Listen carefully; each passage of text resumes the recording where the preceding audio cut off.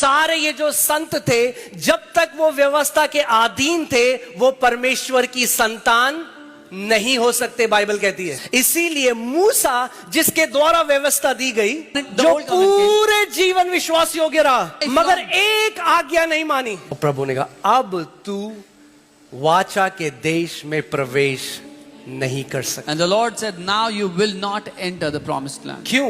Why? क्योंकि एक मालिक और नौकर के रिश्ते की नींव विश्वास योग्यता होती है। आपके घर में एक नौकर है जो 40 साल से विश्वास योग्य है। आप उसकी विश्वास योग्यता की बातें करते हो सबके साथ, और 40 साल बाद एक बार आप घर आए और आपने देखा वो आपके घर में चोरी कर रहा है, तो रखोगे उसको अपने घर? नहीं।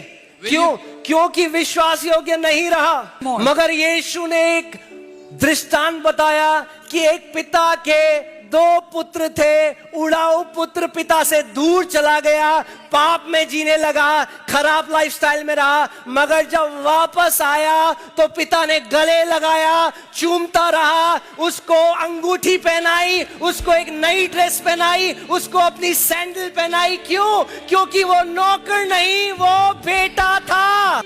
यूहन्ना बपतिस्मा देने वाले ने कहा मेरे बाद एक आ रहा है, उसके जूते की लेस खोलने के लायक भी मैं नहीं हूं। क्या कहना चाह रहा हूं? जूविश उस टाइम में, पहले के टाइम में, In the Jewish times, जब एक मालिक घर आता था, when the master would come तो home, नौकर जूते खोलता था मालिक। और यूहन्ना बपतिस्मा देने वाला कह रहा है मैं इस योग्य भी नहीं कि तेरा नौकर बन सकूं। मगर फिर प्रभु यीशु मसीह आते हैं, क्योंकि व्यवस्था में कोई लेपालक पुत्र नहीं हो सकता था। because nobody could have been a son in the law. क्योंकि एक दास प्रतिज्ञा में प्रवेश नहीं कर सकता। अगर हम सुसमाचार नहीं समझेंगे तो पिता के पास जाने का हियाव भी नहीं होगा।